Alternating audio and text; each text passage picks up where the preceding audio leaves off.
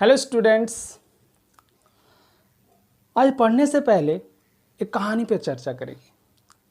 तो उससे पहले, दिखाना हो बल करो बड़ा अपने को, दिखाना हो बल करो बड़ा अपने को, और अगर दिखाना हो बुद्धि करो छोटा अपने को। ये कहानी है रामायण की। जब हनुमान जी लंका की ओर जा रहे थे तो रास्ते में उन्हें सुरसा राक्षस मिले।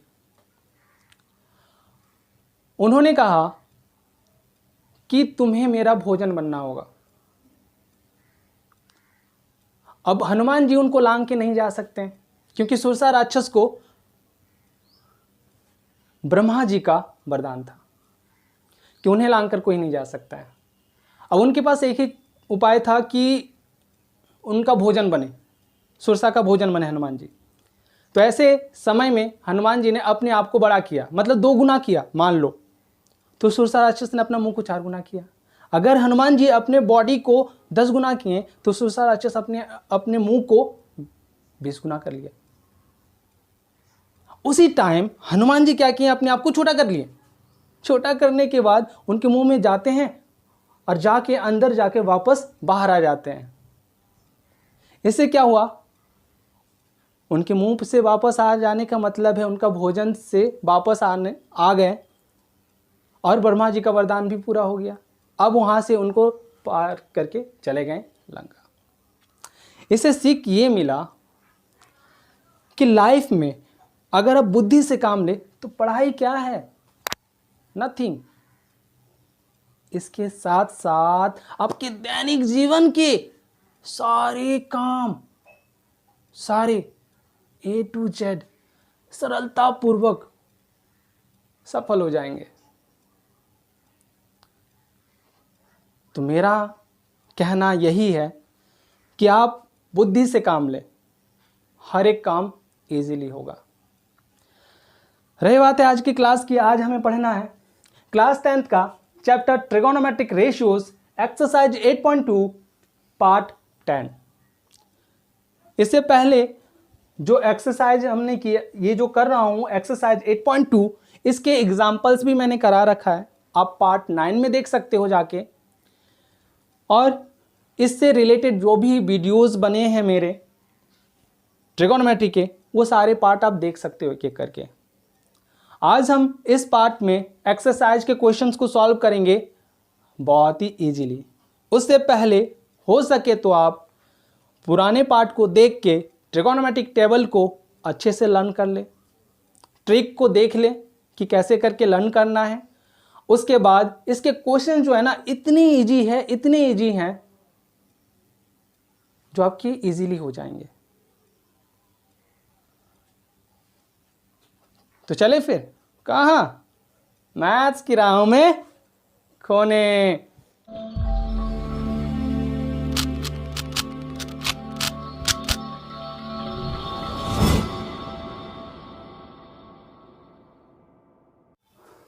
आज का पहला क्वेश्चन का पॉइंट 1 जो कि ये है, इसे देखने से पहले मैंने टेबल का, ट्रिगोनोमेट्रिक टेबल का जो वैल्यूज़ है वो साइड में लिख दिया है, जो आपको ज़्यादा प्रॉब्लम ना आए। अगर इट में भी अगर आप भूल जाओ तो बगल से देख के आप उसे कर लो। क्वेश्चंस को इतने टाइम्स करो ना, इतने टाइम्स करो कि जितने भी फॉर्मूला उसे लर्न करने के लिए आपको टाइम ना देना पड़े। तो सबसे पहले पहला क्वेश्चन देखो आप सॉल्यूशन में। क्वेश्चन नंबर फर्स्ट का फर्स्ट पॉइंट यहाँ से सॉल्व कर रहा हूँ। क्वेश्चन को आप लिख लेना, उसके बाद मैं डायरेक्टली कर रहा हूँ क्योंकि ये बहुत सिंपल है। साइन 60 डिग्री, तो साइन 60 डिग्री का वैल्यू कितना है, √3/2 मल्टीप्लाई कॉस 30 डिग्री, इसका भी वैल्यू क्या होता है, ठीक है, सेम वैल्यू होता है, √3/2 ही होता है। साइन का जो वैल्यू होता है उसका रेसिप्रोकल, मतलब रिवर्स, रेसिप्रोकल नहीं रिवर्स होता है कॉस का वैल्यू, प्लस साइन 30 डिग्री 1/2 होता है एंड कॉस 60 डिग्री का वैल्यू 1/2 होता है। अब इसे सॉल्व करेंगे तो यह जाएगा √3 से √3 3 हो जाएगा, 2 2 = 4 प्लस 1 1 जा 1 एंड 2 2 जा 4 एंड 4/4 इसका एलसीएम लेंगे। फ्रैक्शन का वैल्यू अगर किसी को कैलकुलेट करने में दिक्कत होता है तो स्क्रीन को टच करना, ऊपर आई बटन आएगा, ऊपर आई बटन में जाके आप फ्रैक्शन का बेसिक वीडियोस देख सकते हो। अब इसका एलसीएम 4 हो गया और ये कैंसिल आउट होके इसका आंसर 1 हो गया। ये हमारा आंसर हो गया। अब सेकेंड वाले का देखो, सेकेंड वाला भी ज़्यादा प्रॉब्लम नहीं है इसमें। ये मैंने बता दिया इसको क्योंकि वैल्यू पुटअप करके बताना था, लेकिन मैं इसे बताना नहीं चाहता था। इसे बताना ज़रूरी है कि स्क्वायर कभी कभी क्या होता है ना, बहुत सारे जो बच्चे होते हैं tan स्क्वायर एंगल होता है, कॉस स्क्वायर एंगल, मतलब जो भी ट्रिगोनोमेट्रिक रेशियोज होते हैं वो साइन कॉस या tan कुछ भी हो उसमें स्क्वायर होता है, ना कि उसके एंगल में। कभी भी एंगल में स्क्वायर मत देना, कभी भी नहीं। तो देखो ये सेकंड का 2 tan स्क्वायर 45, मैं अगेन क्वेश्चन लिख रहा था। देखो सेकंड वाले का क्या है सॉल्यूशन 2। मैं यहाँ से ये क्वेश्चन लिख नहीं रहा हूँ, ठीक है, आप लोग लिख लेना, मैं डायरेक्ट वैल्यू पुटअप कर रहा हूँ। सेकंड 2 × क्या है tan स्क्वायर 45 डिग्री, तो मतलब tan 45 का वैल्यू क्या होता है, tan 45 का वैल्यू 1 होता है। tan 45 का 1 दिए और उसमें क्या है स्क्वायर, मतलब जो वैल्यू आएगा उसमें स्क्वायर करना है हमें। अब समझ में आ रहा है ना आप लोगों को? सही है। cos 30 डिग्री, cos स्क्वायर कभी नहीं देखेंगे हम, cos 30 का वैल्यू देखेंगे। तो cos 30 का जो वैल्यू होता है वो क्या होता है हमारा √3/2 होता है और उसका क्या है होल स्क्वायर है। देखो मुझे ये लिखना ही नहीं चाहिए था, अगर हमें एंगल याद है ना वैल्यू एंगल का, तो ये देखो दोनों मतलब क्या होता है रिवर्सिबल होता है एक दूसरे का। तो मतलब ये cos 30 डिग्री का √3/2 होता है, तो sin 60 डिग्री का √3/2 होता है। मतलब ये दोनों कैंसिल आउट हो जाएगा, दोनों स्क्वायर है मतलब दोनों कैंसिल आउट हो जाएगा। फिर भी मैं वैल्यू लिख देता हूँ, आफ्टर दैट मैं कैंसिल आउट करूँगा। देखो ये दोनों सेम वैल्यू है, एक प्लस में एक माइनस में है, जरूरत क्या था इसे लिखना, ये तो यहीं पर कट हो जाता। कोई बात नहीं, हमें एक बार लिख के शो करके दिखाना बहुत ज़रूरी है। अब देखो 2 1 जा 1 का स्क्वायर 1 ही होगा, 2 × 1 2 ही होगा, ये आंसर हो गया। अब हमें देखना है क्वेश्चन नंबर 3। क्वेश्चन जो एग्जैक्टली सॉल्व करने के लिए शुरू हुआ वो 3 से ही शुरू हुआ है। बहुत सारे बच्चे ये क्वेश्चन को जो है ना गलत करते हैं और इसे बताना कंपलसरी है।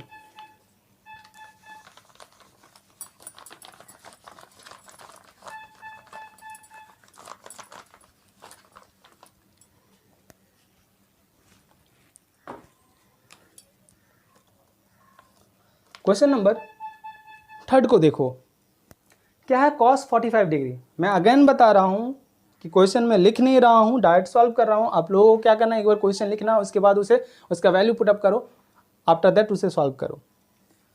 cos 45 डिग्री का वैल्यू क्या है, cos 45 का होता है 1/√2 बाय में sec 30 डिग्री। अब यहाँ पे समझना ये है, हमें मैंने क्या बोला था, हमें 3 ही वैल्यू याद रखना है, साइन का, कॉस का और tan का। और जो 3 बचे हैं ट्रिगोनोमेट्रिक रेशियोज उनको याद नहीं करना है, वो क्या होते हैं रेसिप्रोकल होते हैं, ठीक है। साइन का कॉसेक, कॉस का सेक और tan का कॉट। तो नॉर्मली ये सेक है, मतलब cos 30 डिग्री हमें जाना है, तो cos 30 डिग्री का वैल्यू क्या होता है √3/2। तो इसका क्या हो जाएगा 2/√3। सिर्फ रेसिप्रोकल कर देना है, सिर्फ याद रखना है रिलेशन किसका किसके साथ है। कॉसेक 30 डिग्री मतलब साइन का 30 डिग्री है ना, तो साइन का 30 डिग्री कितना होता है 1/2। तो इसका कितना हो जाएगा ओनली 2, मतलब 2/1 हो जाएगा इसका। तो 2/1 का मतलब क्या है 2 है। अब आगे देखो, इसका ऊपर वाले को एज इट इज रहने दो, नीचे वाले का एलसीएम ले लो। तो इसके नीचे 1 है और ये √3 है, तो 1 और √3 का एलसीएम √3 ही होगा। ये 2 और √3 कैंसिल आउट, तो 2 ही होगा। ये प्लस में 2√3। अब देखो इस ये क्या है, मेन डिवाइड।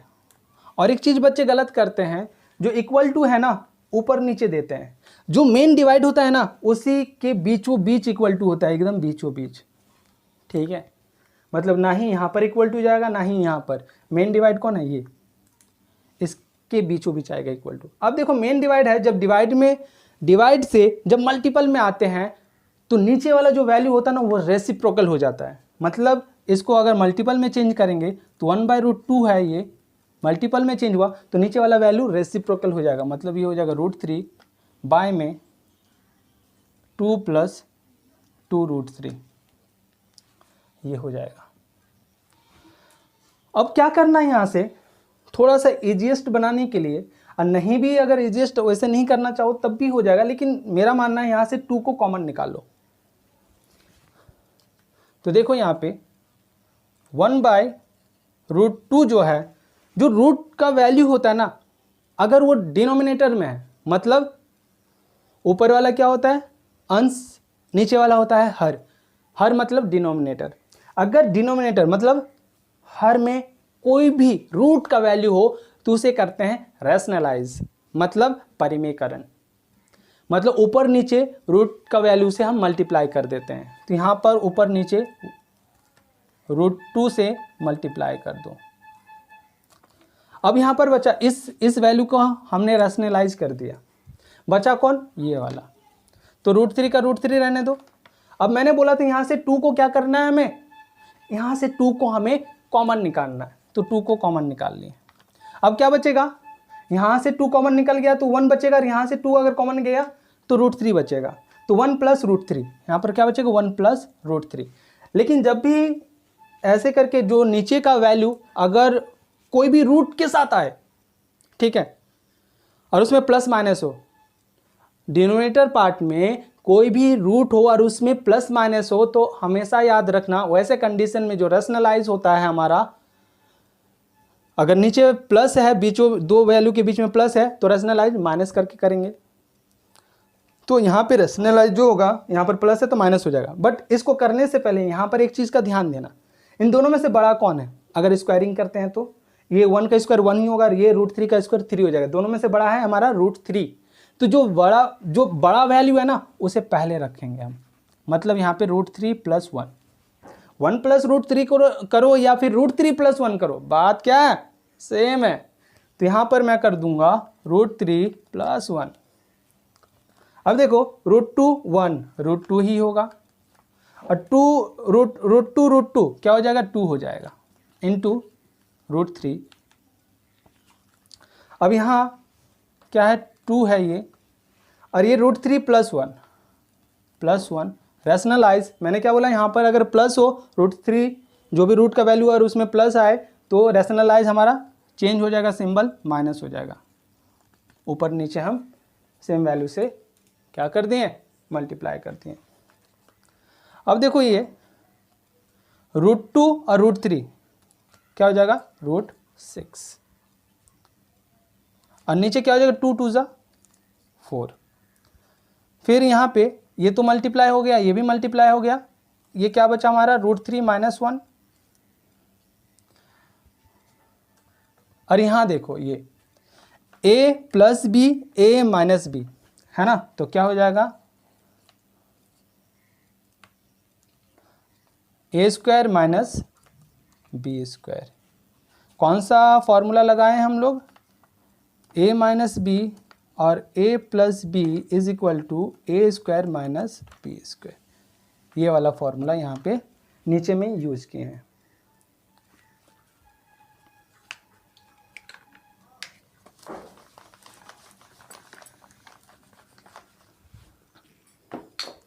अब देखो क्या हो गया, √6 को अगर अंदर में मल्टीप्लाई करेंगे तो क्या हो जाएगा, √18 माइनस में √6 डिवाइडेड क्या है, 4 ब्रैकेट क्या है ये, √3 का स्क्वायर करेंगे तो 3 होगा, और 1 का स्क्वायर करेंगे तो 1 ही होगा। अब देखो यहाँ पे 18 को क्या लिख सकते हैं, 9 × 2, और 9 स्क्वायर रूट किसका होता है, 3 का। मतलब ये बेसिकली क्या हो जाएगा, 3√2। तो यहाँ पे लिख देंगे 18 की जगह पे 3√2 और माइनस में √6 बाय में ये 2 बचेगा, मल्टीप्लाई में 4 है तो 8 हो जाएगा। ये हमारा आंसर होगा। अब क्वेश्चन नंबर 4 को देखो, सॉल्व करते हैं। इस 4 में क्या है, जो भी वैल्यू है उसे एज इट इज रख दो। sin 30 डिग्री मतलब 1/2 प्लस tan 45 डिग्री 1 होता है, माइनस cosec क्या है हमारा 60 डिग्री मतलब sin 60 डिग्री की वैल्यू क्या होता है √3/2। तो इसी को क्या कर दो, रेसिप्रोकल कर दो, वही क्या होता है हमारा cosec होता है। तो 2/√3 मेन डिवाइड ये है। sec 30 डिग्री मतलब cos 30 डिग्री का वैल्यू क्या है √3/2 होता है, मतलब इसका हो जाएगा 2/√3 प्लस cos 60 डिग्री क्या होता है 1/2 और ये प्लस cot 45 डिग्री तो tan 45 का अगर 1 होता है तो 1/1, तो इसको रेसिप्रोकल करेंगे तो 1 ही आएगा हमारा, तो tan 45 का भी 1। ऊपर में क्या करेंगे हम, अब ऊपर में करेंगे हम पहले ऊपर वाला का जो वैल्यू है उसको लेंगे एलसीएम। तो 2 और √3 का एलसीएम 2√3 ही होगा, तो 2 से 2 कैंसिल, √3 बचेगा, √3 × 1 √3 प्लस ये हो जाएगा 2√3 माइनस में √3 से √3 कैंसिल, 2 बचेगा, 2 2 ज़ा 4। मेन डिवाइड ये था, इक्वल टू यहाँ पे लगेगा। नीचे वाले का भी एलसीएम क्या हो जाएगा 2√3 ही होगा, तो यहाँ पर हो जाएगा 4 प्लस √3 प्लस 2√3।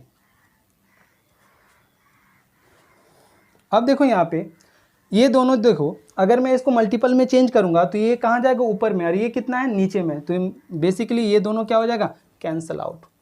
अब यहाँ देखो √3 का वैल्यू ये भी है, मतलब यहाँ पर अगर एक घोड़ा है तो यहाँ पर 2 घोड़ा है, तो दोनों एक साथ जुड़ जाएगा। हम कितना बोलेंगे, यहाँ पे 3 घोड़े हैं, है ना, तो यही है हमारा 2√3 और 1√3 मतलब 3√3 माइनस में 4 हो जाएगा बाय। यहाँ पे देखो √3 और यहाँ पर √3 तो कितना हो जाएगा 3√3 यहाँ पर भी, और बाय में क्या हो जाएगा प्लस का 4। ठीक है, √3 प्लस 4 बाय में हो गया हमारा। अब इसको क्या करना है, बेसिकली हमें रैशनलाइज करना है, मतलब परिमीकरण। 3√3 प्लस 4, 3√3 यहाँ पर प्लस है तो यहाँ पर ले लेंगे माइनस, रैशनलाइज परिमीकरण ऐसे ही होते हैं, यहाँ पर प्लस होता है तो वहाँ पर माइनस लेते हैं हम।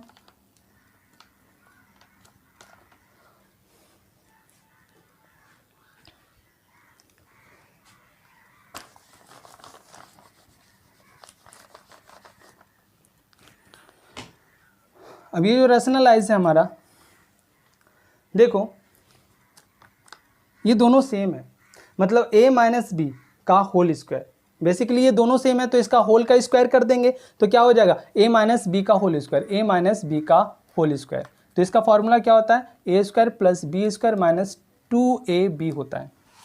और नीचे वाला देखो क्या है हमारा, एक प्लस में है एक माइनस में है, मतलब इसका है अभी बताए थे a प्लस बी और a माइनस बी का फॉर्मूला क्या होता है हमारा a² माइनस में b², ये होता है। तो यहाँ पर डायरेक्टली इस फॉर्मूला को पुटअप कर दो, मल्टीपल करके टाइम बर्बाद मत करो, डायरेक्ट इसका फॉर्मूला पुटअप करो। तो इसका स्क्वायर करेंगे तो मैं डायरेक्ट कर देता हूँ, ठीक है, इसका स्क्वायर तो 3 3 ज़ा 9 और 9 3 27, ये हमारा 4 का स्क्वायर प्लस 16 है ना, 4 का स्क्वायर 16 हो गया, और माइनस में 2ab तो माइनस 2 इंटू ए हमारा क्या है 3√3 और b कितना है हमारा 4 है। नीचे वाला हमारा a माइनस बी का होल स्क्वायर हो जाएगा, मतलब 3√3 का होल स्क्वायर कितना हो जाएगा हमारा 27, और माइनस में क्या हो जाएगा हमारा 16। इन दोनों को ऐड करेंगे तो ये हमारा कितना हो जाएगा 3 4 43 माइनस ये हो जाएगा 24√3 डिवाइडेड में आ जाएगा हमारा कितना 1 और 1 11, ये हमारा आंसर हो जाएगा। लास्ट पॉइंट ये रहा, तो इसे सॉल्व करते हैं। तो 5 इंटू कॉस स्क्वायर 60 डिग्री, तो 5 इंटू कॉस स्क्वायर 60 डिग्री, मतलब कॉस 60 डिग्री का वैल्यू क्या होता है 1/2 होता है, और उसमें क्या कर देंगे स्क्वायर। फिर प्लस है, प्लस सेक स्क्वायर 30 डिग्री, मतलब 4 इंटू सेक स्क्वायर 30 डिग्री, मतलब कॉस 30 डिग्री की वैल्यू कितना होता है √3/2। उसको रिवर्स कर दो तो 2/√3 का होल स्क्वायर माइनस 10 क्या है स्क्वायर 45 डिग्री, तो ये हो जाएगा 1 का होल स्क्वायर। देखो बेसिकली ये एक फॉर्मूला है, आइडेंटिटी है, sine square theta plus cos square theta, जो कि आगे पढ़ेंगे हम, अभी अप्लाई नहीं करेंगे, वैल्यू पुटअप करके ही करेंगे, तब भी वैल्यू वही सेम वैल्यू आएगा। ये एक फॉर्मूला है, sine square theta plus cos square theta is equal to 1 होता है, और इसको जब सॉल्व करेंगे ना तो इसका भी वैल्यू 1 ही आएगा। चेक करते हैं, देखो साइन स्क्वायर 60 डिग्री मतलब क्या है 1/2 का होल स्क्वायर, जो भी वैल्यू 30 डिग्री का है उसमें स्क्वायर लगा देंगे। अभी भी वही चीज़ बता रहा हूँ, इसमें गड़बड़ मत करना, बहुत सारे बच्चे इसमें इसी में गड़बड़ करते हैं। प्लस कॉस 60 डिग्री कितना है हमारा √3/2 होता है, और इसमें लगा देंगे इसमें क्या स्क्वायर। अब देखो यहाँ पे 5 है, इंटू 1 का स्क्वायर 1 ही, बाय में 2 का स्क्वायर 4। यहाँ देखो 4 इंटू 2 2 ज़ा 4 और बाय में 3 माइनस 1। यहाँ पे देखो 1/4 प्लस 3/4, इन तीनों का देखो एलसीएम ले लेते हैं तो कितना हो जाएगा 12, ठीक है 3 4 ज़ा 12, और 5 1 ज़ा 5 यहाँ पर होगा, और 12 यहाँ पे ना आप लोग गड़बड़ ना करो, तो एक बार मैं सॉल्व करके लिखता हूँ। 5/4 हो जाएगा ये, प्लस 16/3 माइनस 1, बाय में हो जाएगा हमारा, इसका एलसीएम लेंगे तो 4, और एलसीएम इधर भी ऊपर भी 4, तो 4 4 कैंसिल, 1 बचेगा। 1 में लिखना कंपलसरी नहीं है, नीचे जो भी है हमारे डिनोमिनेटर 1 जो है उसे लिखना कंपलसरी नहीं है, तो ऊपर वाले का एलसीएम लेते हैं। अब 4 और 3 का एलसीएम 12 हो जाएगा, 3 5 ज़ा 15 प्लस 3 4 16 4 ज़ा 64 माइनस 12। यहाँ से 12 में से 15 को लेस करो, ये प्लस में ये माइनस में है, तो कितना हो जाएगा 3 इसमें ऐड कर दो, मतलब 67/12, ये इसका आंसर हो जाएगा।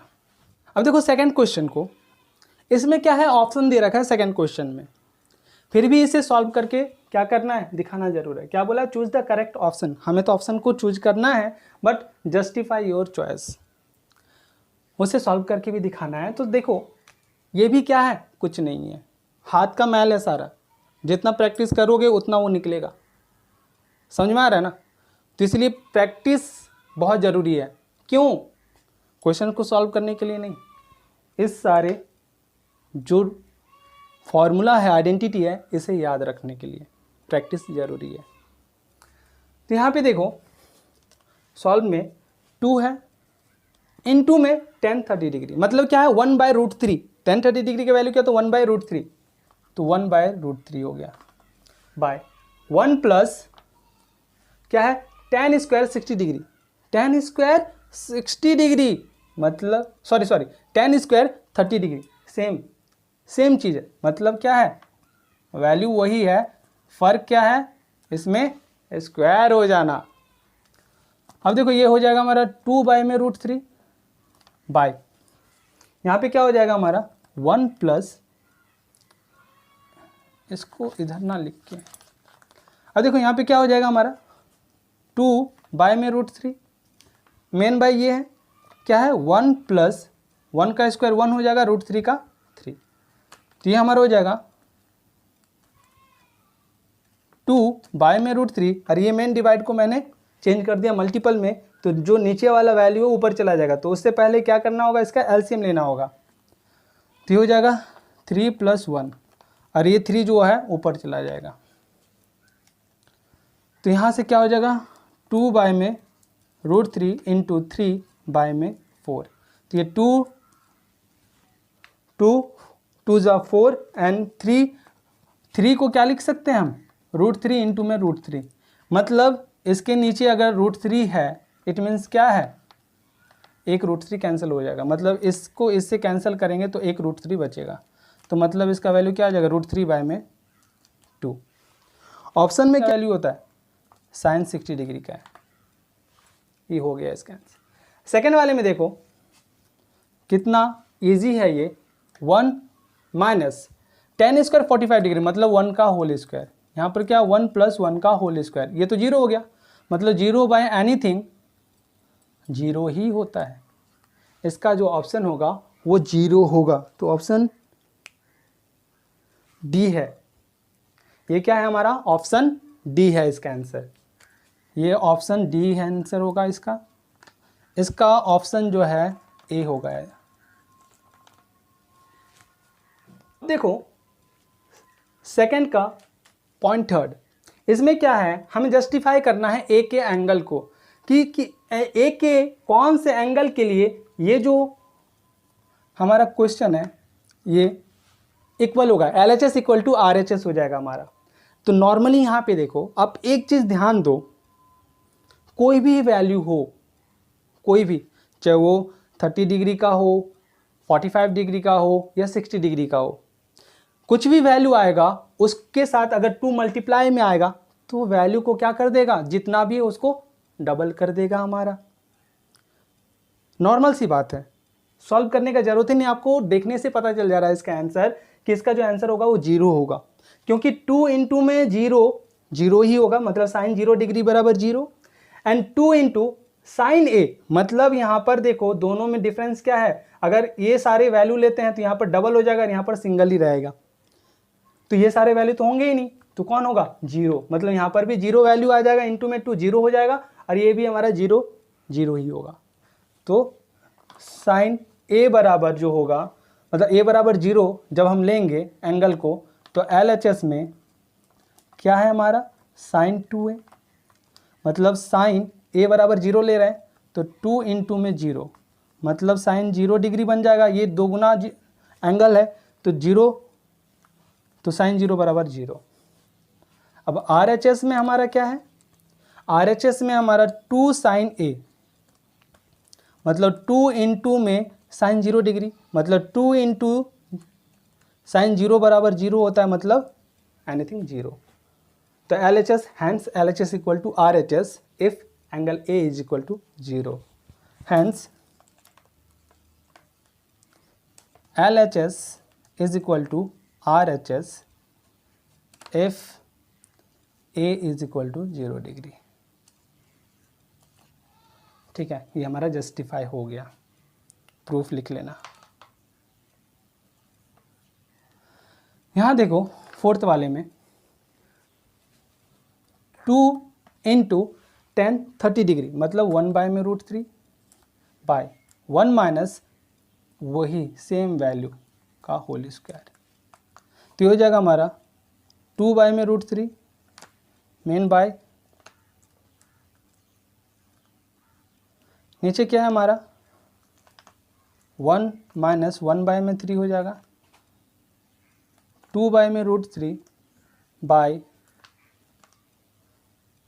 हो जाएगा 3, एलसीएम लेंगे हम यहाँ से, तो ये 3 होगा, माइनस में 1 ही रहेगा, तो हो जाएगा 2 में √3 मल्टीपल, डिवाइड को मेन डिवाइड है उसके मल्टीपल में चेंज कर रहे हैं, तो क्या हो जाएगा, नीचे वाला वैल्यू ऊपर चला जाएगा, बाय में 2, तो ये कैंसिल।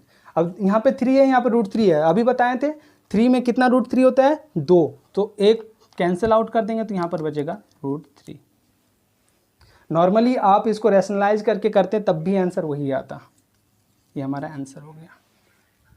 अब हम क्वेश्चन नंबर 3 को देखेंगे, इसमें क्या है वो देख लेते हैं। If tan a + b = √3 and tan a - b = 1/√3, जबकि एक कंडीशन दे रखा है यहाँ पे, ये कंडीशन को समझना थोड़ा सा जरूरी होता है क्वेश्चन को सही ढंग से सही प्रोसेस से ठीक करने के लिए। यहाँ पे देखो 0 डिग्री जो एंगल आएगा 0 के बड़ा होगा, a + b का जो सम होगा ना वो 0 डिग्री से बड़ा होगा, पहला चीज। दूसरा चीज a + b जो है 90 डिग्री से ज़्यादा नहीं हो सकता है, 90 डिग्री ज़्यादा है इन दोनों के सम से, और या फिर दोनों का सम 90 डिग्री के इक्वल आएगा। मतलब हमें पता चल गया जो एंगल ए आएगा या तो दोनों का सम 90 डिग्री होगा या फिर उससे कम आएगा। इसका मतलब यही है। और जिसमें से और एक कंडीशन दे रखा है, वो दोनों जो एंगल हमारा फाइंड होगा, ए और बी का जो एंगल फाइंड होगा उसमें ए सबसे बड़ा होगा। मतलब बी कितना भी आए, बी से ज़्यादा किसका वैल्यू आएगा, ए का। तो अब नाउ हम एंगल को फाइंड करते हैं। तो एंगल को फाइंड करने के लिए दोनों कंडीशन को लिखेंगे। तो अकॉर्डिंग टू क्वेश्चन क्या दे रखा है, tan a plus B is equal to √3। तो देखो अगर मेरा इक्वल टू के इस साइड में tan है, तो इस tan को हटाने के लिए √3 tan में कब होता है वो वैल्यू को याद रखना है। तो √3 tan में कब होता है, 60 डिग्री में tan 60 डिग्री का वैल्यू क्या होता है, √3 होता है हमारा, है ना। तो हमें इधर भी tan का ही वैल्यू लेना है, जिससे tan और tan दोनों कैंसिल हो जाएगा। कैंसिल दिखाते नहीं है लेकिन हो जाता है। तो क्या हो जाएगा, इधर लिख लेते हैं, tan a plus B is equal to क्या हो जाएगा, tan 60 डिग्री। बहुत सारे बच्चे क्या करते हैं, इसको कैंसिल आउट कर देते हैं। नहीं, यहाँ पर कैंसिल आउट नहीं करना है हमें। कुछ चीज़ें ना दिखाना नहीं होता है, उसे अंदर ही करा जाता है, ठीक है। तो यहाँ पर हमें शो नहीं करना है, बस हमें इतना पता है कि इक्वल टू के दोनों तरफ अगर tan आ गया तो ये tan और tan हमारा कैंसिल आउट हो जाएगा। तो इधर से अगर tan हटता है तो इधर बचेगा हमारा a plus B equal to, और इधर tan कैंसिल हो जाएगा तो इधर बचेगा हमारा 60। तो एंगल हम हटा देंगे। जब ट्रिगोनोमेट्रिक रेशियोज ही हट गया तो उसके साथ जो डिग्री है उसको भी हटा देंगे और इसे इक्वेशन 1 ले लेंगे। अब अगेन अकॉर्डिंग टू क्वेश्चन, दोबारा क्वेश्चन में क्या दे रखा है हमारा, tan a minus B is equal to 1/√3। अब देखो इधर भी tan है तो इधर भी इक्वल टू किस साइड में tan है, तो इधर भी हमें tan ही लेना होगा। तो 1/√3 tan में कब होता है, 30 डिग्री में होता है। मतलब यहाँ पर हो जाएगा tan a माइनस बी और इधर हमारा tan 30 डिग्री।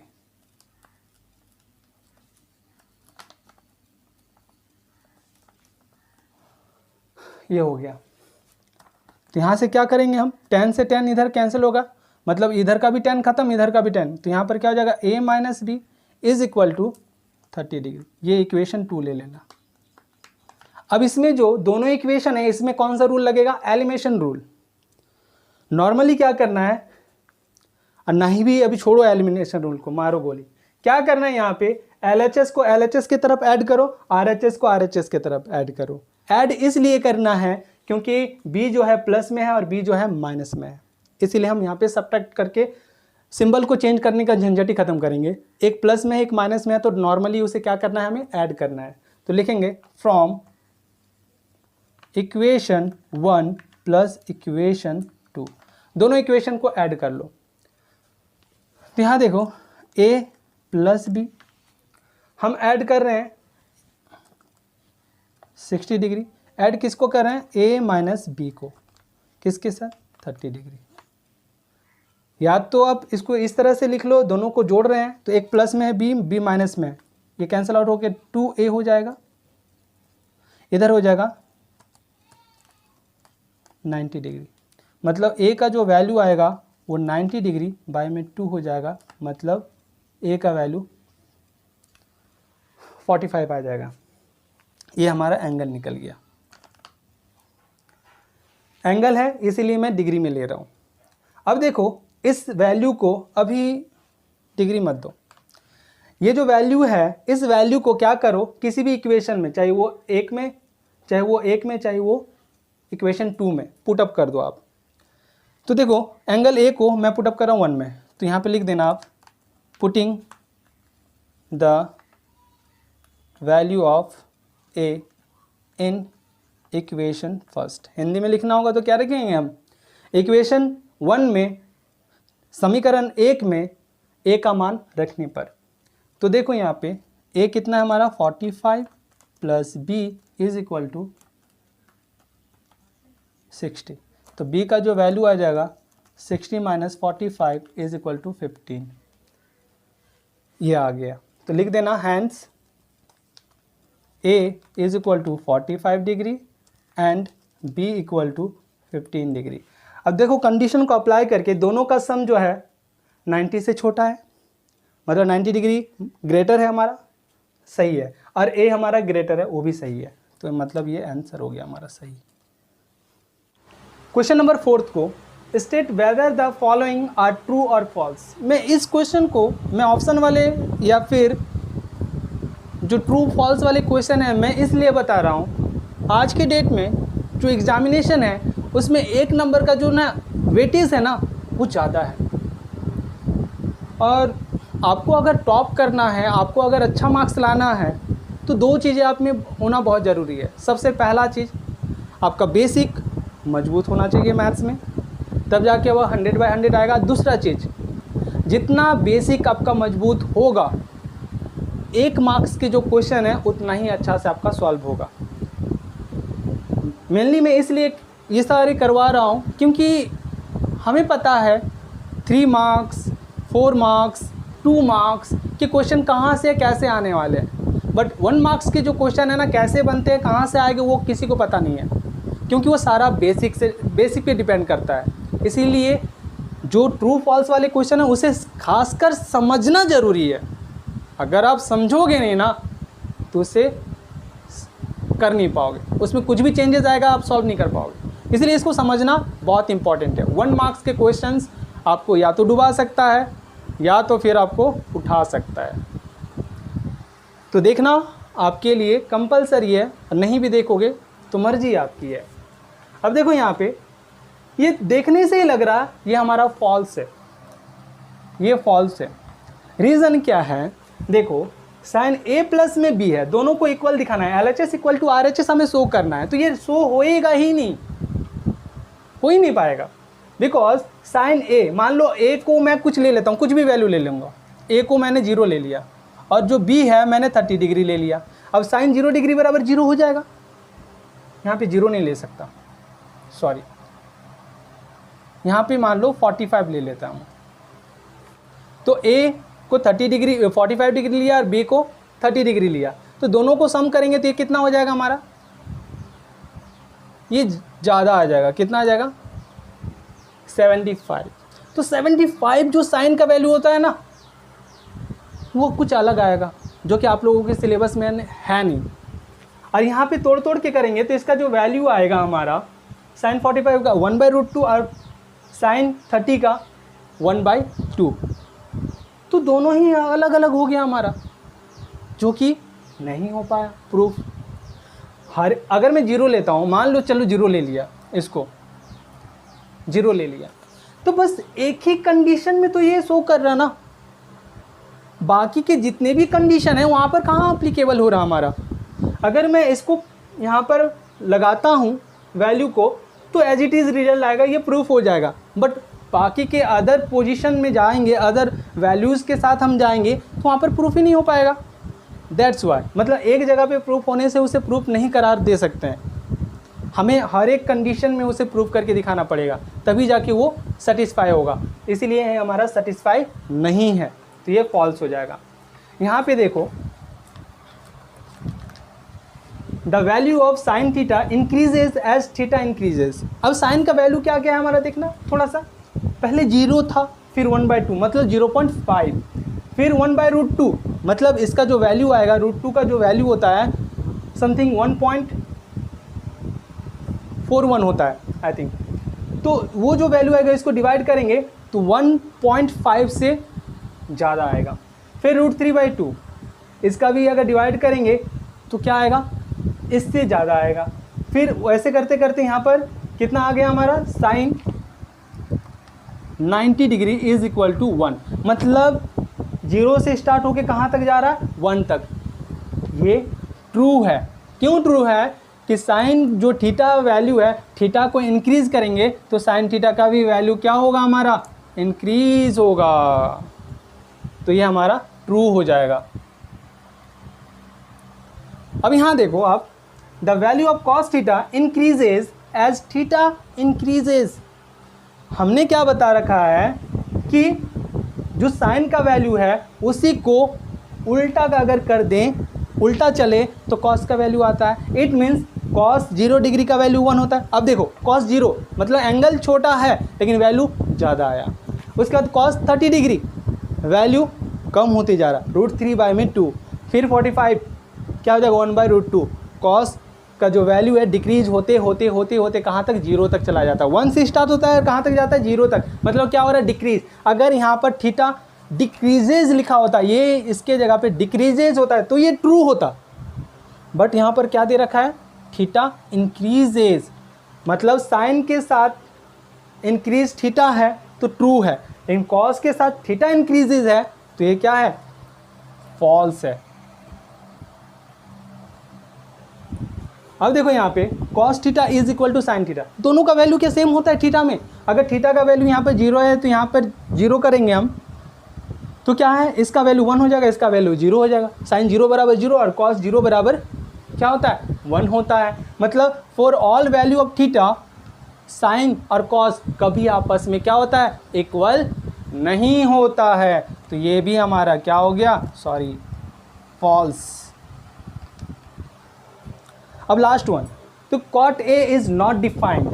अगर A का वैल्यू हमारा 0 डिग्री हो, देखो cot है तो cot से क्या याद रखना है, tan। तो tan 0 डिग्री बराबर क्या होता है, 0। चलो tan 0 डिग्री बराबर क्या होता है, ये कितने नंबर का है, 5th नंबर का। tan 0 डिग्री बराबर होता है हमारा 0। तो 0/1, कोई भी वैल्यू डिनोमिनेटर में 1 होता है, किसी भी वैल्यू का डिनोमिनेटर पार्ट जो होता है वो 1 होता है। अब देखो tan 0 बराबर क्या होता है, 0 होता है। तो tan को रिवर्स मतलब रेसिप्रोकल करते हैं तो क्या होता है, cot। तो cot का जो भी है cot 0 डिग्री मतलब इसका जो tan का 0 है उसे रेसिप्रोकल कर देंगे, मतलब 1/0। तो 1/0 क्या होता है हमारा, 0। अगर डिवाइड में आता है किसी भी वैल्यू के तो नॉट डिफाइंड होता है। ये सब बता रखा है मैंने, है ना। तो ये हमारा क्या हो गया, इसका नॉट डिफाइंड, मतलब ये जो है सही कह रहा है, cot A is not defined. ये नॉट डिफाइंड होगा जब A इक्वल टू हम 0 लेंगे, तो मतलब ये ट्रू है। तो आज के लिए बस इतना ही। अगर मेरा ये वीडियो आप लोगों को पसंद आए तो प्लीज़ वीडियो को लाइक और चैनल को सब्सक्राइब, जो कि श्री बालाजी एकेडमी है। बस इतना ही। जय हिंद, जय भारत।